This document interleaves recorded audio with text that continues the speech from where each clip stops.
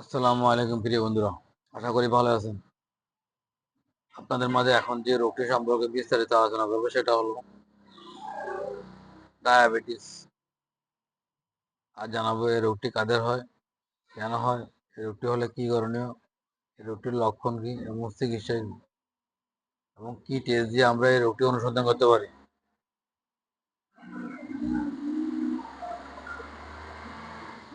তো চলুন শুরু করা যাক। ডায়াবেটিস ডায়াবেটিস হলো দীর্ঘদিন স্থায়ীভাবে রক্তের চিনি বা শর্করার পরিমাণ স্বাভাবিকের চেয়ে অনেক বেশি হওয়ায় অবস্থাকে ডায়াবেটিস বা মেলিটাস বা বহুমূত্র রোগ বলে। তাহলে ডায়াবেটিস কি? আবার বলতেছি, দীর্ঘদিন স্থায়ীভাবে রক্তে চিনি বা শর্করার পরিমাণ স্বাভাবিকের চেয়ে অনেক বেশি হওয়ার অবস্থাকে ডায়াবেটিস মেলিটাস বা বহুমূত্র রোগ বলে। এর রোগটির কারণ কি?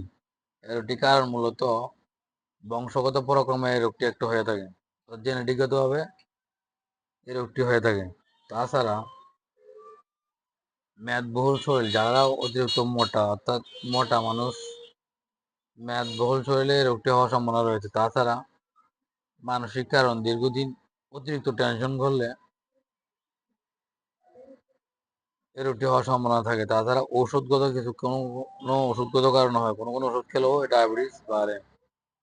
তারপরে রোগ ব্যাধি, অন্যান্য কিছু রোগের কারণেও ডায়াবেটিস হয়ে থাকে। তাছাড়া আঘাতজনিত কারণে হয়ে থাকে, এবং খাদ্য ও পানীয় প্রভাবও অনেক সময় এই ডায়াবেটিস হয়ে থাকে। এই রোগটির লক্ষণ কি? এই রোগটির লক্ষণ মূলত অত্যাধিক প্রস্রাব হবে, প্রস্রাব ঘন ঘন হবে, এবং অত্যাধিক পিপাসা হবে। পানির পিপাসা কিন্তু অতিরিক্ত হবে, প্রস্রাব অতিরিক্ত হবে, পিপাসা অতিরিক্ত হবে, অতিরিক্ত ক্ষুধা হবে, এবং শরীরের ওজন হ্রাস পাবে, অর্থাৎ শরীরের ওজন আস্তে আস্তে ধীরে ধীরে কমতে থাকবে, এবং অত্যাধিক দুর্বলতা হবে, শরীর অনেক দুর্বল হবে,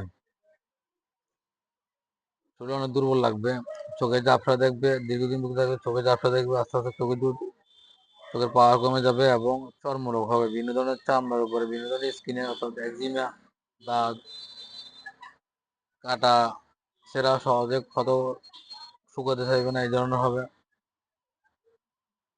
এবং বিশেষ করে ক্ষত বা শুকাতে বিলম্ব হবে, লিভার ও কিডনি রোগ হবে, পায়ের গোড়ালি শুকিয়ে যাবে। দীর্ঘদিন ভুগতে থাকলে লিভার ও কিডনিতে সমস্যা হবে, এবং পায়ের গোড়ালি শুকিয়ে যাবে। এই রোগটি আমরা কি অনুসন্ধান দিয়ে টেস্ট করতে পারি? এই রোগটি আমরা মূলত ব্লাড ফর এফবিএস, অর্থাৎ fasting blood sugar, FBS, blood for FBS, এই টেস্টটি দিতে পারি, এবং RBS, random of blood sugar, RBS, random blood sugar investigation দিয়ে আমরা রোগ নির্ণয় করতে পারি। চিকিৎসা কি? ডায়াবেটিসের এখন বহু রকমের, বহু গ্রুপের বহু ওষুধ বের হয়ে গেছে, বিভিন্ন কোম্পানি বহু গ্রুপের বহু ওষুধ বাজারজাত করে থাকে। তাই আমরা ডাক্তার তার ডায়াবেটিসের পরিমাণ, মাত্রা ইত্যাদি নির্ণয় করে ওষুধ দিয়ে থাকবেন। তাই এই ওষুধটি অবশ্যই এর ওষুধটি অবশ্যই ডাক্তারের পরামর্শ অনুসারে খেতে হবে। তারপরেও আমরা মোটামুটি মোটামুটি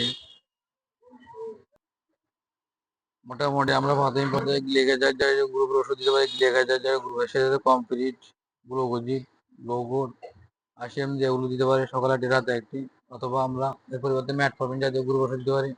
সেক্ষেত্রে ফরম্যাট, ম্যাটফর, ইনফরম্যাট, এই জাতীয় ওষুধ সকালে একটি রাতে একটি, খালি পেট অথবা ভরা পেটে খাওয়া যাবে। এই ধরনের রোগী যেমন বিভিন্ন পরামর্শ দিয়ে সেরকম করতে হবে। সেক্ষেত্রে প্রতিক্ষণে খেয়াল রাখতে হবে যেন আঘাত না লাগে।